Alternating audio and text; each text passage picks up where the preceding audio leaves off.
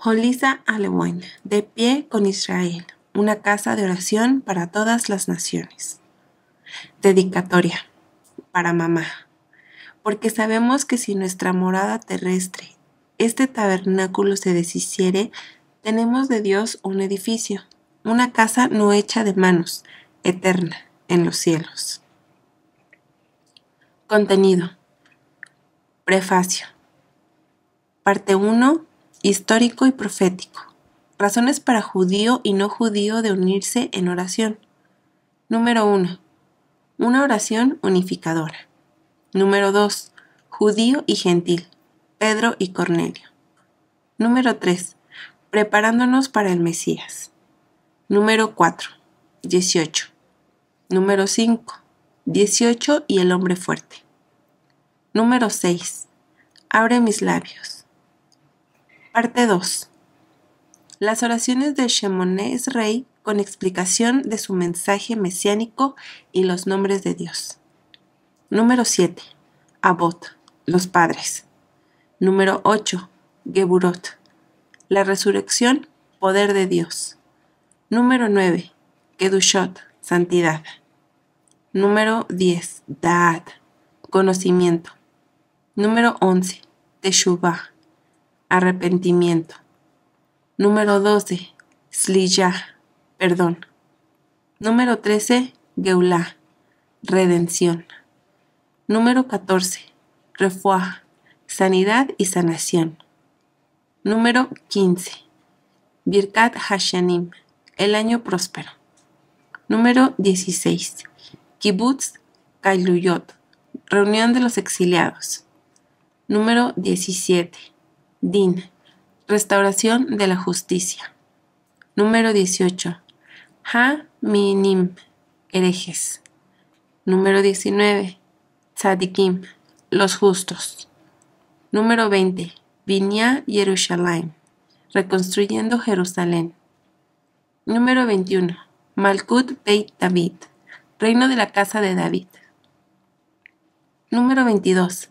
Kabbalat Tefilah, aceptación de oración. Número 23. Abodá, servicio en el templo. Número 24. Hodaat, acción de gracias. Número 25. Shalom, paz. Número 26. Conclusión, súplica personal. Número 27. Oración adicional, la confesión Bidui. Traducción en español de Shemoneh Esrei. Glosario. Y número 28. Fuentes citadas. Prefacio.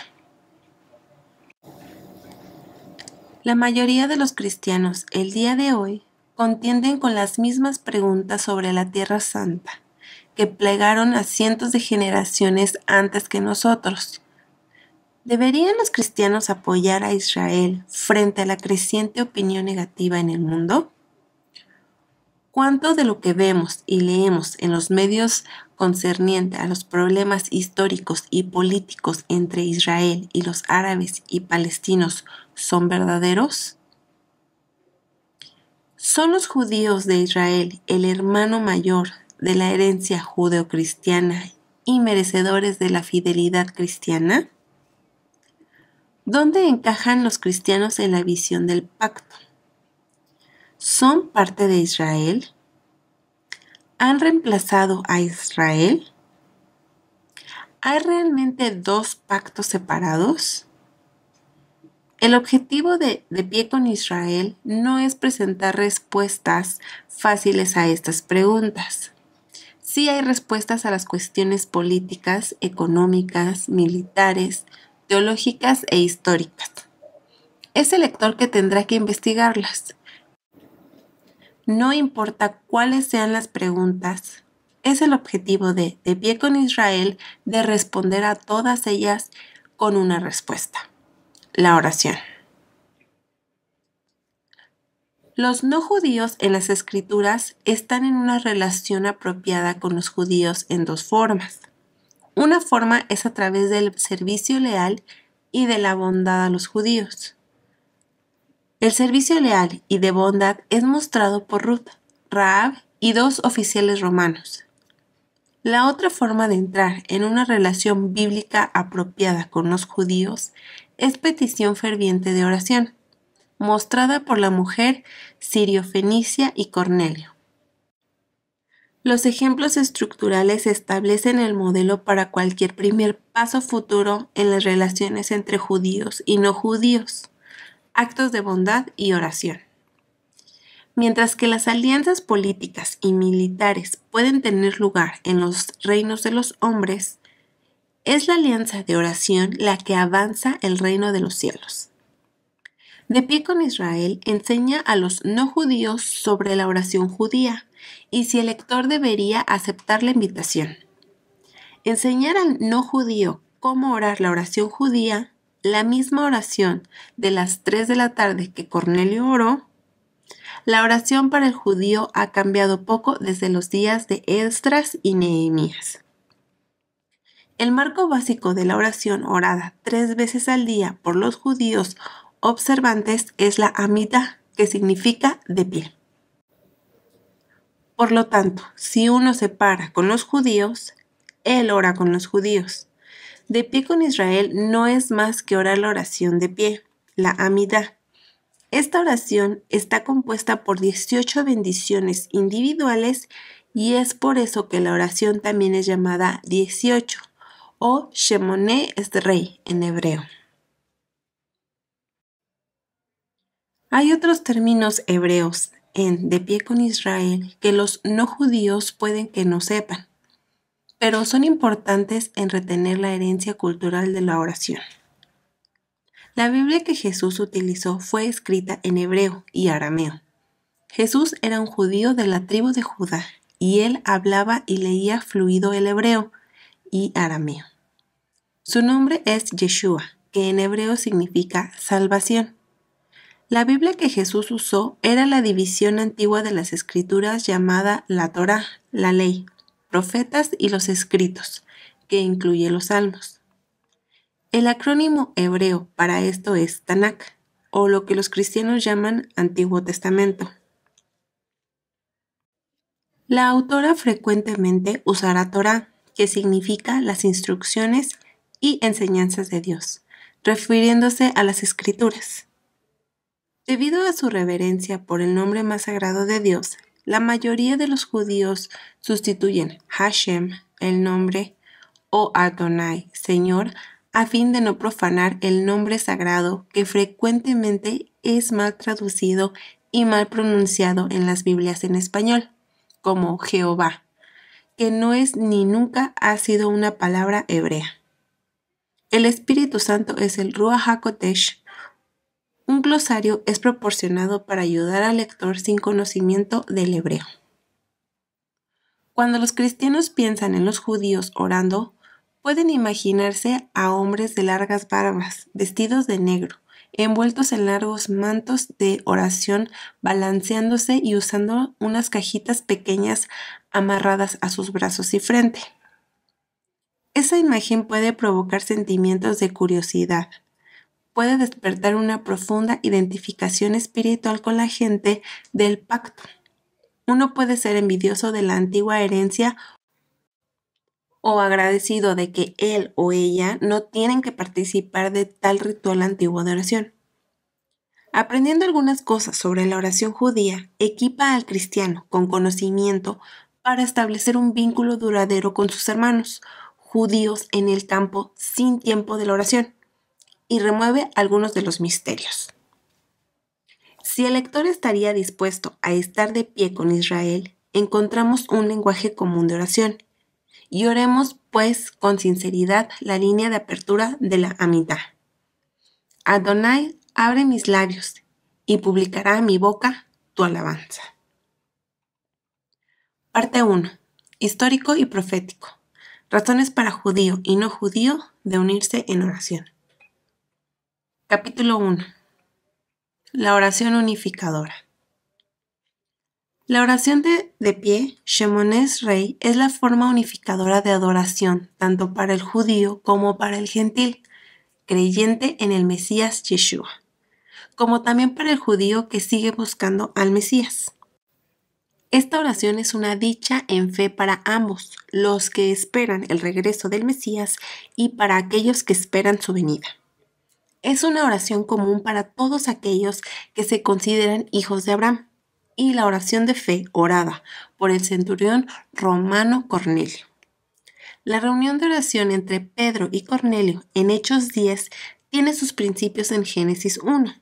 Y esa reunión todavía se está desarrollando en la vida de judíos y cristianos en el día de hoy.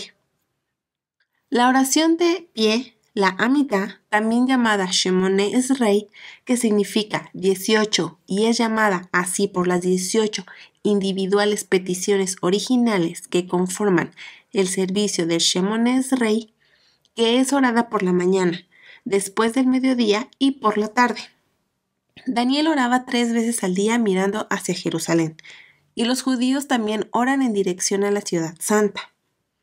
A pesar que las oraciones judías fueron codificadas en los días de Gamaliel II y modificadas de vez en cuando, la tradición talmúdica atribuye muchas de las oraciones antiguas del Shemoneh Esrei a la época temprana del Segundo Templo. El Shemoneh Esrei fue instituido por los 120 hombres de la Gran Asamblea, entre quienes estaban el último de los profetas. Los 120 hombres de la Gran Asamblea fueron reunidos en la generación de Esdras y Nehemías durante la construcción del Segundo Templo. Después de la cautividad babilónica, es esta escuela de eruditos bíblicos quienes supervisaron la dirección espiritual del pueblo judío, y los cuales compilaron muchas de las bendiciones del Shemoneh Esrei, como para subrayar el significado espiritual de un emergente tercer templo, construido por el cuerpo del Mesías Yeshua. El número de discípulos reunidos para la oración en el primer capítulo de Hechos es 120 hombres y mujeres. El libro de los Hechos contiene numerosos cumplimientos proféticos, especialmente los capítulos 10 y 11. La narrativa de la reunión dinámica entre Pedro y Cornelio. El texto de Shemoneh Esrei varía un poco de las 3 oraciones diarias y puede ser modificada para el Shabbat, fiestas altas o por oraciones personales de sanidad o ayuno. Si el último de los profetas del Antiguo Testamento ha influenciado en la estructura del Shemoneh Esrei, entonces las oraciones tienen un significado profético. Quizás de acuerdo a las horas de oración. Las horas de oración corresponden a las horas de los sacrificios del templo. La oración de las 3 de la tarde es ofrecida a la hora del sacrificio de la tarde del templo, por cuanto corresponden al tiempo de la ofrenda asignada para la ofrenda minjá. El tiempo permitido para esta oración es desde la media hora después del mediodía hasta la tarde. Ahora que los sacrificios han cesado, las oraciones son ofrecidas en lugar de los sacrificios de la mañana y de la tarde, también conocidas como la ofrenda tamid. Como la ofrenda tamid no cambió de día a día en el templo, tampoco el Shemoneh Esrei en la sinagoga. El núcleo de cada servicio de adoración en la sinagoga es el Shemoneh Esrei. Es llamado Shemoneh Esrei porque su forma diaria originalmente consistía en 18 bendiciones. Esta oración constituye la esencia del servicio diario de la mañana, mediodía y de la tarde. Es orada estando de pie y mirando hacia Jerusalén. El Evangelio de Marcos 11:25 verifica esta postura antigua de oración. Y cuando estén en pie orando, si tienen algo contra alguien, perdónenlo, para que también su Padre, que está en el cielo, les perdone a ustedes sus pecados. Al patriarca Isaac se le atribuye con instituir la minjá, o la oración de las 3 de la tarde, según su meditación de la tarde en el campo. Génesis 24:63. Jacobo instituyó la oración vespertina. Génesis 46:2. Y Abraham la oración de la mañana. Génesis 19:27. La minjá, u oración de Isaac, une al judío de la oración de la tarde, representado por Jacobo, o Israel, con las naciones abrahámicas gentiles de la oración por la mañana. Y fue la tarde y fue la mañana, día 1. En la atadura de Abraham, de Isaac, es una sombra del Mesías, quien viene a unificar Israel y las naciones que tienen fe en el Cordero y el Carnero. Él también trae a unidad las oraciones de las naciones y las oraciones de Israel. En un día, tarde y mañana están unidas. Es por esto que encontramos judíos, Pedro y Juan, y el gentil Cornelio en la oración Minjá en Hechos. Ellos están orando por la unificación y restauración de todas las cosas en la mancomunidad de Israel. Y Dios llamó a la luz día y a la oscuridad él llamó noche. Hubo una puesta y hubo un amanecer, un día. El día de los dos, luz y oscuridad. El rabí Isaac dijo, en la creación Dios irradió el mundo de extremo a extremo con la luz, pero luego fue guardada, a fin de privar a los pecadores del mundo de su disfrute, y está guardada para los justos, como está escrito. Luz es sembrada para los justos. Entonces los mundos estarán en armonía, y todos serán unidos en uno.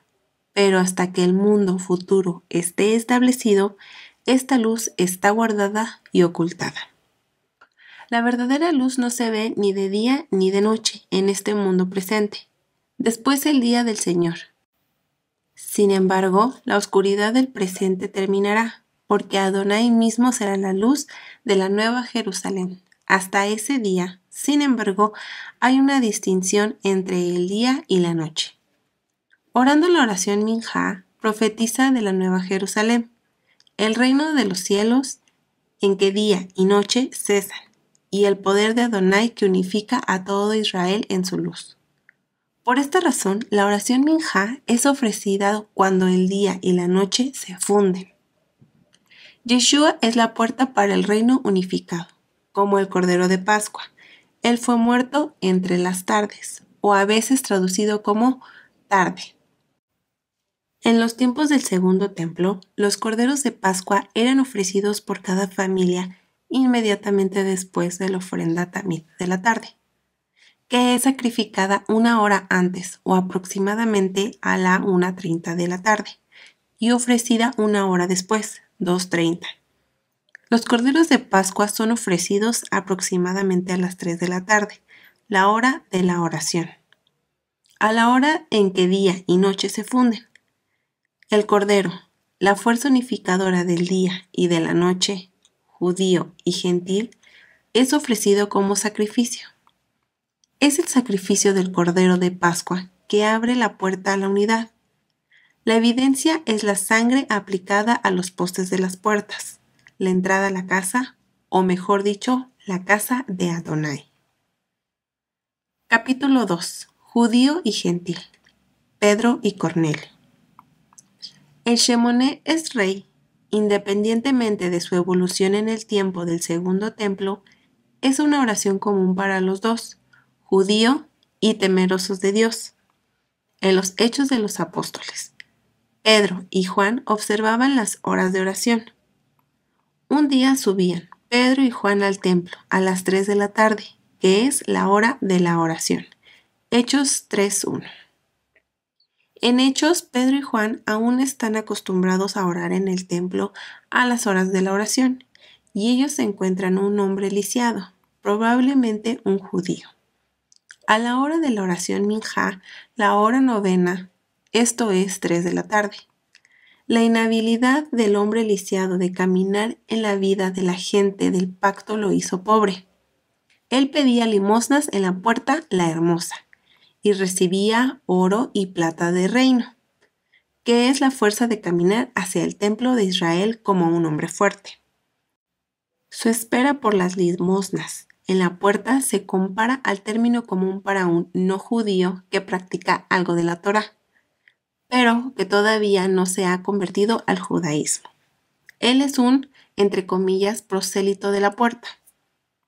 A pesar de que es un natural nacido en Israel, todavía hay una barrera entre él y los patios interiores del templo, por cuanto ninguno con imperfecciones en el cuerpo podía entrar a esos recintos.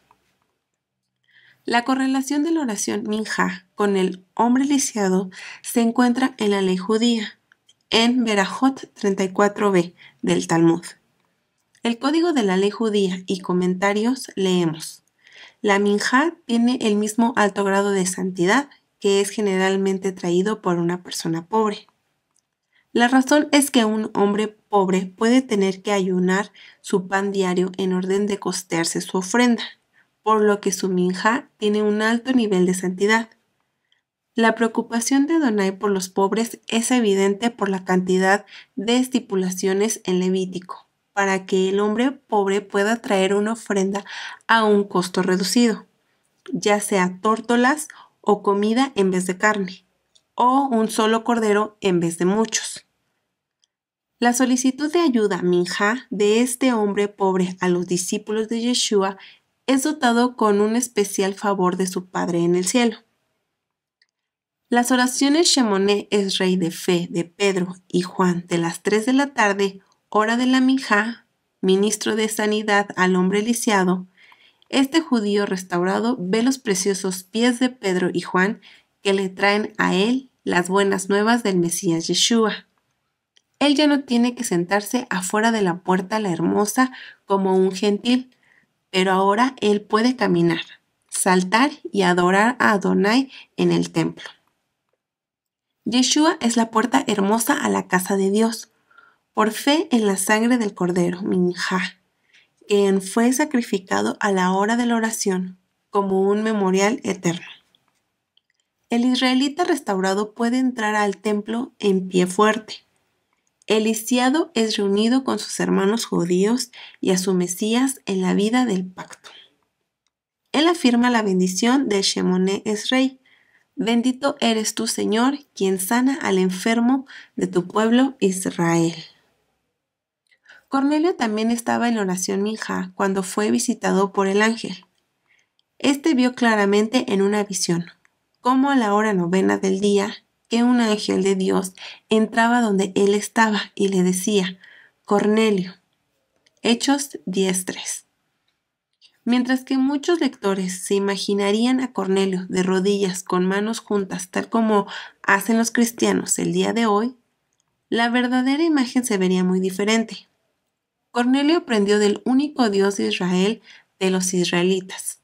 Por lo tanto, él aprendió a orar como los israelitas. Imagínate a Cornelio parado en su casa mirando hacia Jerusalén.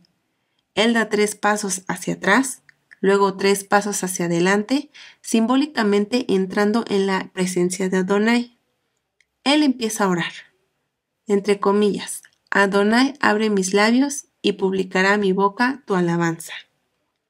La oración minjá de Cornelio está acompañada por actos de bondad a los judíos de su comunidad. Él ofrece no solo el sacrificio de sus labios, pero buenas obras de la Torá. El texto llama a Cornelio un temeroso de Dios. Un temeroso de Dios es un gentil, un prosélito de las puertas, que ha aceptado a Dios de Israel y que ha empezado a guardar algunos de sus mandamientos. Cornelio, el temeroso de Dios, también guarda la hora de la oración judía. Entonces Cornelio dijo: hace 4 días que a esta hora yo estaba en ayunas, y a la hora 9, mientras oraba en mi casa, vi que se puso delante de mí un varón con vestido resplandeciente. Hechos 10:30. En las décadas de decadencia del segundo templo, la hora de oración es la 9. Esto pone a la oración, entre comillas, entre las tardes, entre mediodía y el anochecer. 3 de la tarde, la hora de unidad entre día y noche. Incluso la época del mes cuando Cornelio oró es evidente. El rabino Munk nos recuerda: la Torá ordena: y en el día de vuestra alegría, y en vuestras solemnidades, y en los principios de vuestros meses, tocaréis las trompetas sobre vuestros holocaustos, y sobre los sacrificios de paz, y os serán por memoria, sicarón, delante de vuestro Dios. Así como los judíos ponían ofrendas de dinero de buena voluntad en las trompetas del templo para acompañar sus oraciones, los buenos actos de Cornelio eran ofrecidos con oración y juntos subían como ofrenda memorial un sicarón, porque el ángel dijo: tus oraciones y tus limosnas han subido para memoria delante de Dios. Hechos 10:4. La oración minjá de Cornelio y sus regalos a los pobres corresponde a la minjá de Pedro y al regalo al pobre. No oro ni plata, sino sanidad. Rosh Hodesh es el primer día del mes lunar bíblico. Es un día señalado para sacrificios de oración y buenas obras para hacer un sicarón especial a Adonai. Este puede ser el día exacto de la oración de Cornelio. Cuando uno está ayunando, como Cornelio dice, que es el día de su visitación, una bendición significante de Shemoneh Esrei es introducida, la bendición de ayuno. Es una petición ferviente a Adonai para responder a la oración. Respóndenos, Adonai, respóndenos en este día de nuestro ayuno, porque estamos en gran angustia. No prestes atención a nuestras iniquidades, no escondas tu rostro de nosotros y no ignores nuestra petición. Por favor, estate cerca a nuestro llanto. Por favor, confórtanos con tu benevolencia. Antes que te llamemos, respóndenos, como se dice.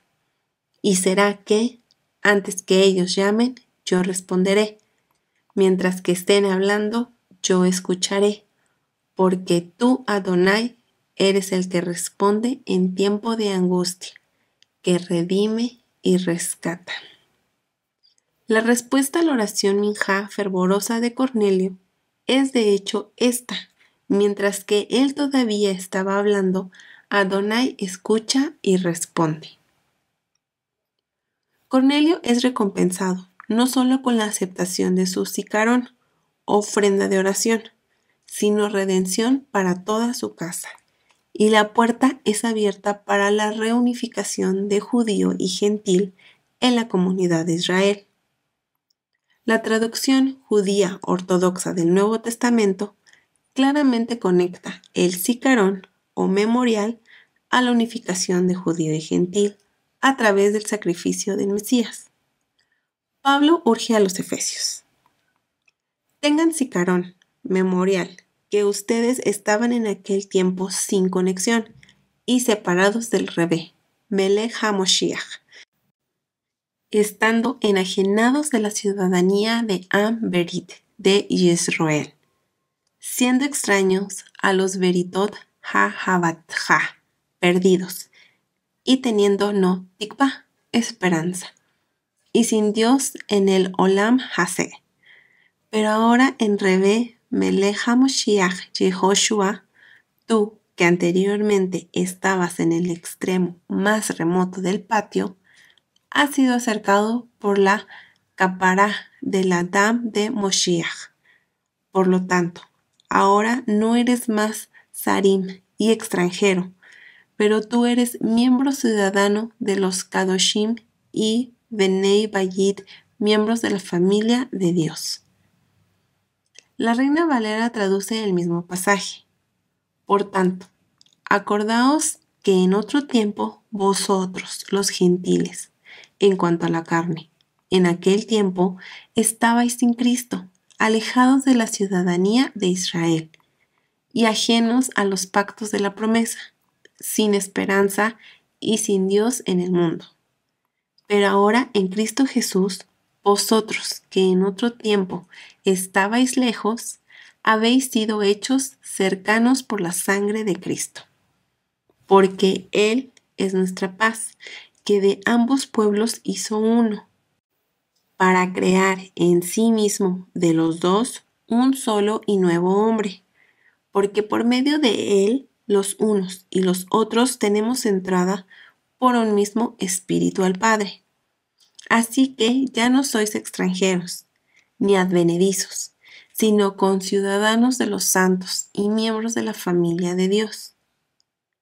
Pablo, colocando a los creyentes gentiles dentro de Amberit, o como la mayoría de las traducciones en español dice, la ciudadanía de Israel, y la inclusión de los gentiles como los Benei Bayit o hijos de la familia, le da crédito al comentario del Rabí Munk del Shemone Esrei. El tercer grupo de oraciones comprende las condiciones previas espirituales para la reunión de las naciones de Israel bajo el dominio de Dios.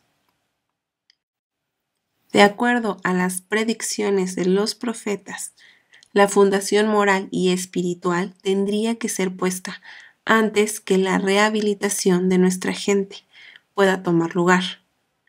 Los mandamientos guardados de Cornelio, actos de benevolencia a los judíos y su participación en la oración judía puso la fundación moral para el rescate y reunión de Israel bajo el dominio de Dios.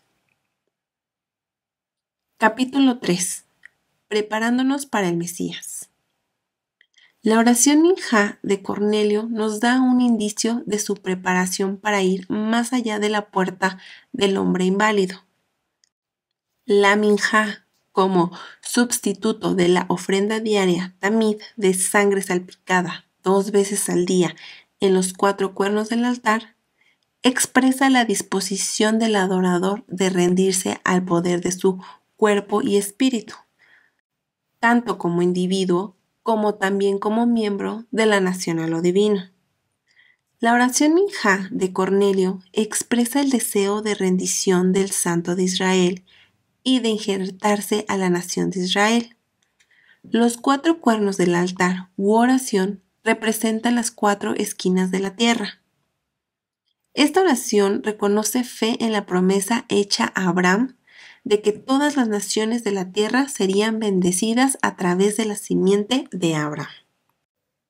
Cornelio está entre las primicias de los gentiles que recibirían la bendición de Abraham, y el primero en venir a la casa, al pacto a través de la puerta hermosa de Yeshua. La señal de su disposición es la ofrenda de buenas obras a los judíos y su participación a la oración judía, que es un servicio personal del templo.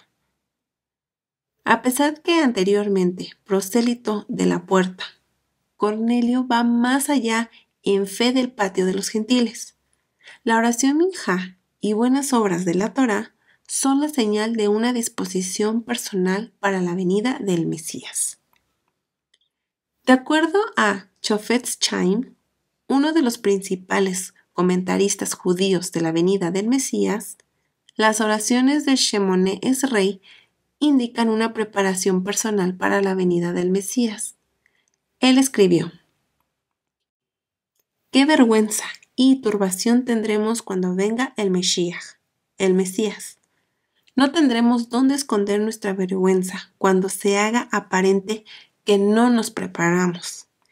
Entonces sabremos que todas nuestras oraciones y peticiones por su venida, esas que pronunciamos 3 veces al día en el Shemone Esrei y las que repetimos cada vez que recitamos gracias después de la comida, no las dirigimos con verdad y sinceridad, porque si de verdad queríamos que viniera el Mesías, nos hubiéramos preparado». La oración del Shemone Esrei para el judío representa la expectativa por el Mesías. Cuando un judío ve un temeroso de Dios orando el Shemone Esrei, él sabe que la venida del Mesías es inminente.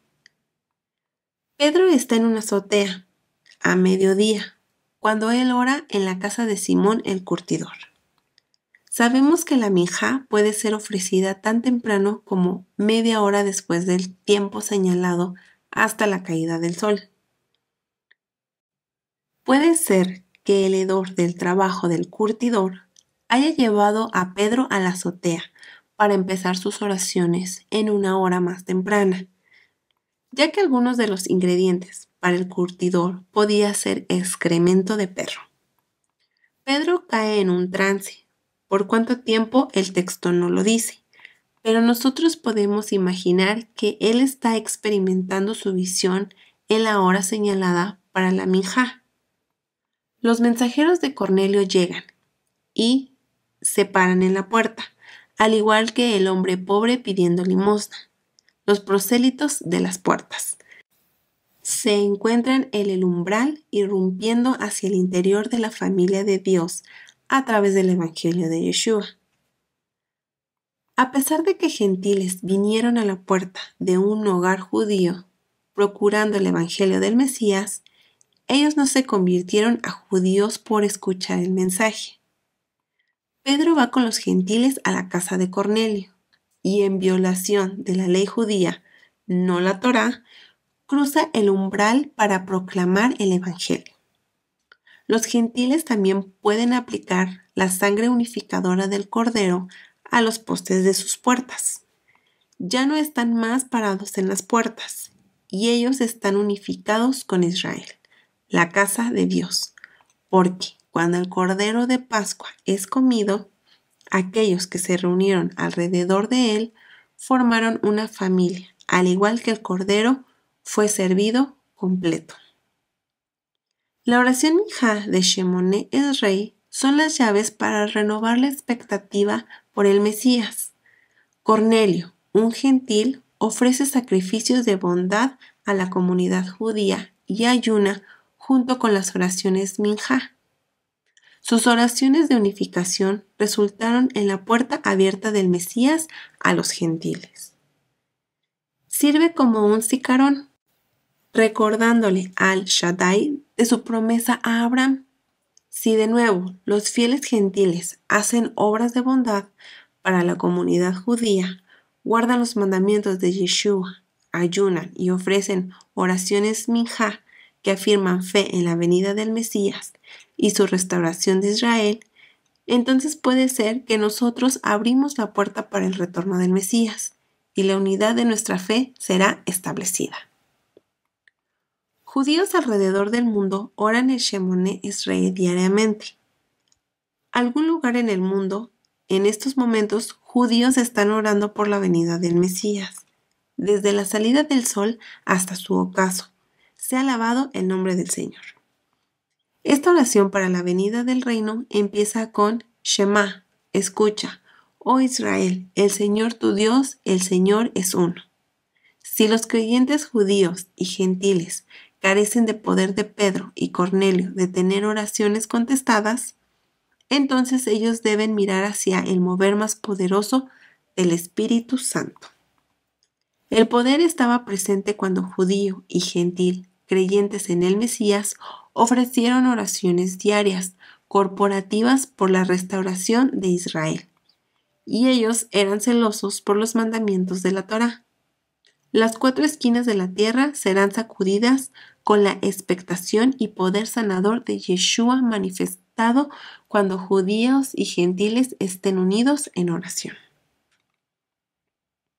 Capítulo 4, 18. 18 bendiciones fueron acogidas por el Shemoneh Esrei, porque en las Escrituras los números no son incidentales. Ellos pueden funcionar como símbolos, tienen valor numérico, de gematria, que aluden a otras palabras del mismo valor o tienen implicaciones proféticas.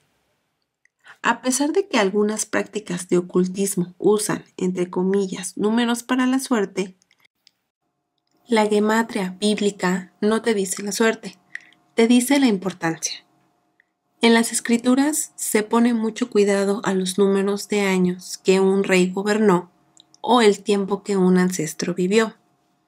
El número de días que rodean un evento significativo o días y años concernientes a eventos proféticos. Estudiar el significado de los números bíblicos no debe de ser confundido con aprender artes místicos. En vez de ello, dejemos que las Escrituras definan el significado del número 18. El número 18 alude a la atadura o desatadura de los hombres fuertes de Israel. Yeshua le habló a sus discípulos: les aseguro que todo lo que ustedes aten en la tierra y todo lo que desaten en mi nombre Mateo 18, 18 al 20, en un contexto hebraico, el término atar y desatar se refiere a hacer alajá o ley judía. Si los rabinos desatan, ellos permiten realizar una acción. Si ellos atan, no la permiten hacer. En Yoma 39a, antigua ley judía, establece: poder judicial debe de ser practicado con el debido conocimiento del principio que la Torá es considerada como derechos de propiedad. La protección de la propiedad privada aplica especialmente a leyes de Isur y Eter, atar y desatar. Ejemplo, asuntos rituales y ceremoniales. De acuerdo al verdadero significado de atar y desatar, Yeshua le da autoridad a 2 o 3 discípulos creyentes de juzgar cuestiones prácticas de cómo caminar en la Torá. En Lucas 13, 11 y 16, una hija de Abraham ha estado atada por 18 años. Su enfermedad le había impedido de ser capaz de caminar en la plenitud de la Torá, la cual es vida de pacto. Su impedimento de caminar en la palabra se había manifestado en su cuerpo. El espíritu quebrantado seca los huesos. La Torá espiritual, la palabra que da vida, restaura espíritus quebrantados, huesos y sangre. Si los hijos de Abraham están desatados de caminar en el espíritu de la Torá escrita en sus corazones, de acuerdo al término del nuevo pacto en Jeremías 31, entonces así como la hija de Abraham enferma, su fuerza física es restaurada. Esta mujer estaba enferma por 18 años. Otro pasaje donde Yeshua habla de atar y desatar es la atadura del hombre fuerte. ¿O cómo puede entrar alguien en la casa de un hombre fuerte y arrebatarle sus bienes a menos que primero lo ate? Entonces podrá robar su casa. Mateo 12:29. Ahora bien, nadie puede entrar en la casa de alguien fuerte y arrebatarle sus bienes a menos que primero lo ate. Solo entonces podrá robar su casa. Marcos 3:27. El hombre fuerte tiene una casa. Para poder tomar posesión de la casa, primero el enemigo tiene que atar al hombre fuerte. Los demonios y el diablo no tienen casas. Los seres humanos tienen una vasija física que contiene el alma y el espíritu que comprende su casa, o como Pablo lo llama, templos del Espíritu Santo y vasijas de barro. El enemigo quiere tomar la casa del hombre fuerte porque mientras que él controle hasta la puerta de la casa, el humano no puede funcionar eficazmente en la vida dada por el espíritu de la palabra.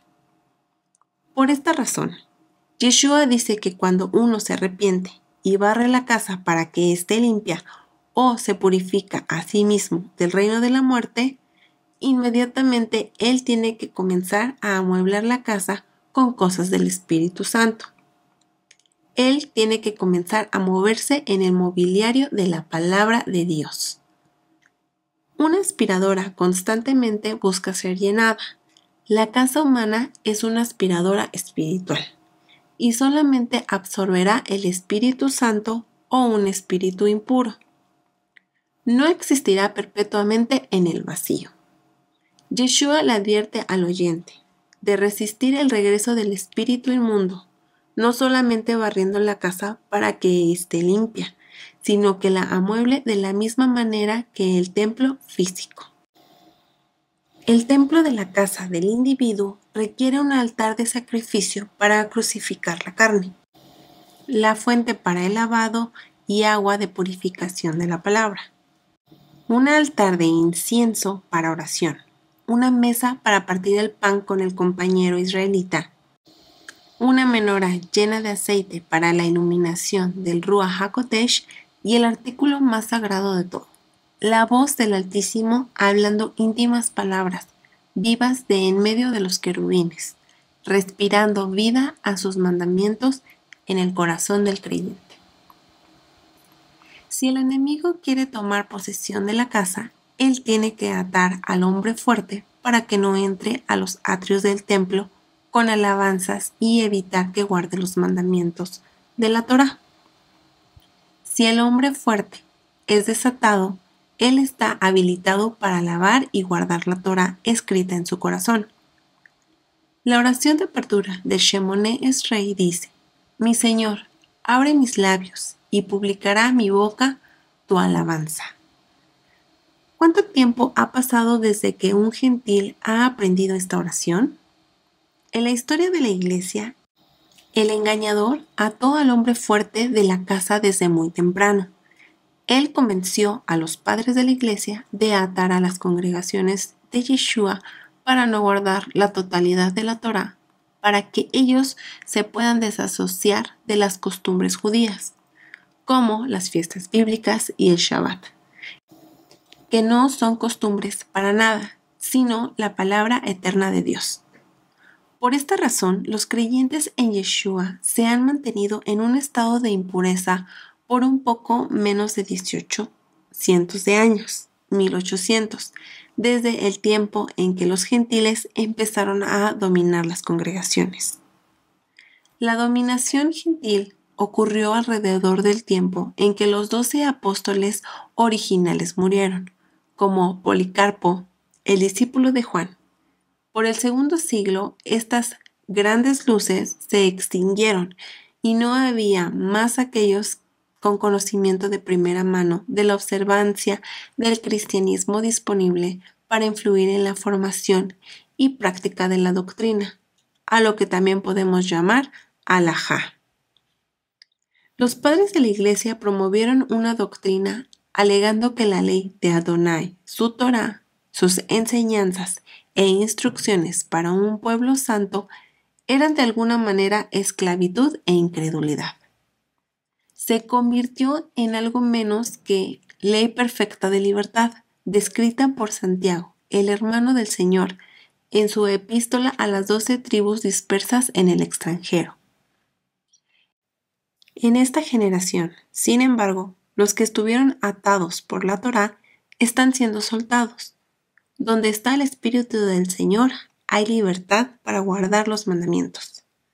Esta libertad está empezando en el movimiento mesiánico de raíces hebreas, bajo la inspiración del Espíritu Santo, el Ruach HaKodesh. Algunos pasajes de la Torá y los jueces de Israel nos dan interpretaciones adicionales claves del hombre fuerte. El rol del becerro de oro en la historia de Israel es una metáfora de adoración mixta, porque los israelitas adoraron al becerro de oro como el Dios que los sacó de Egipto. El becerro es inaceptable porque Adonai no acepta ningún Dios aparte de él. A pesar que los israelitas dijeron que lo estaban adorando a él a través del becerro, Adonai no comparte su gloria con un becerro, ni tampoco con Oestre. A pesar de que ella no es el Dios que los gentiles adoran en Isra. El ejemplo del Sinaí e incluso las palabras del apóstol Pablo son claras que debemos permanecer libres de la influencia de los ídolos. En 2 de Corintios 6:16, Pablo nos recuerda: ¿en qué concuerdan el templo de Dios y los ídolos? Porque nosotros somos templos del Dios viviente, como Él ha dicho: viviré con ellos y caminaré entre ellos. Yo seré su Dios y ellos serán mi pueblo. El escritor de Primera de Juan 5:21 nos pide en sus últimas palabras, antes de las palabras de Apocalipsis: queridos hijos, apártense de los ídolos. Amén. En Apocalipsis 2:14, la iglesia es advertida nuevamente. No obstante, tengo unas cuantas cosas en tu contra, que toleras ahí a los que se aferran a la doctrina de Balaam, el que enseñó a Balac a poner tropiezo a los israelitas, incitándolos a comer alimentos sacrificados a los ídolos y a comer inmoralidades sexuales. ¿Cómo es que la iglesia el día de hoy come cosas sacrificadas a los ídolos? ¿Alguna vez has comido un huevo de Pascua? ¿Cómo es que la iglesia ha permitido que el nombre de una diosa pagana haya reemplazado el nombre de los días señalados del Señor para celebrar el sacrificio de Yeshua y su victoria como el Cordero de Pascua y la primicia de los muertos? Muchos cristianos dirán que ellos no adoran a Easter, sino que adoran a Dios. ¿No es lo mismo que dijeron los israelitas? ¿Los escritores del Nuevo Testamento aceptarían esta excusa? ¿Lo haría Yeshua? Yeshua dijo que vendría el día en que su pueblo lo adoraría en espíritu y verdad. ¿Podemos decir que tenemos el espíritu de Easter y a la vez negar la verdad que su observancia mezcla lo pagano con rituales bíblicos? Nadie puede negar la salvación de un verdadero creyente, que es recibida por fe en Yeshua solamente.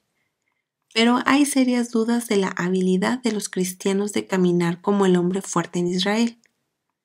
Muchos creyentes el día de hoy caminan en esclavitud de las enfermizas costumbres defectuosas y expectaciones del mundo moderno. Una esclavitud de la que Yeshua ya los ha librado, si ellos solamente caminan en libertad. Israel era un pueblo redimido y libertado de la esclavitud de Egipto. A pesar de todo, su adoración mixta debilitó su nación y los sometió a la esclavitud de la que el Padre los había librado. Nadie se levantará en esta hora tarde de instar a la iglesia de adorar en espíritu y verdad. Yeshua está dispuesto a romper las ataduras de su pueblo cautivo nuevamente. Tengan ánimo, pequeños hijos. Algunos líderes en el cristianismo principal se están levantando. Un artículo de noticias de la edición de abril 26 del 2002 en el Jerusalem Post debe haber causado no un pequeño revuelto tanto entre judíos y cristianos.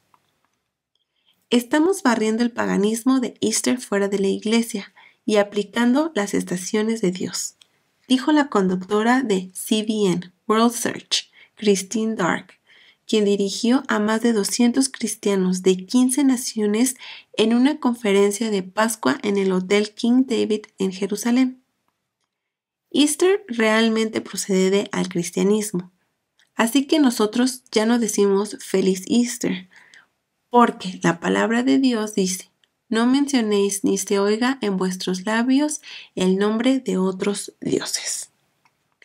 Como los israelitas conteniendo con el becerro de oro en el Sinaí, los gentiles solo recuperan su fuerza y unción pura del primer siglo, sin la adoración mixta.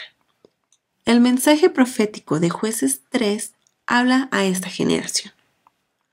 Volvieron los hijos de Israel a hacer lo malo ante los ojos del Señor, y el Señor fortaleció a Eglón, rey de Moab, contra Israel, por cuanto habían hecho lo malo ante los ojos del Señor.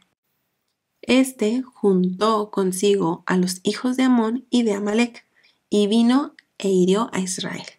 Y sirvieron los hijos de Israel a Eglón, rey de los Moabitas, 18 años.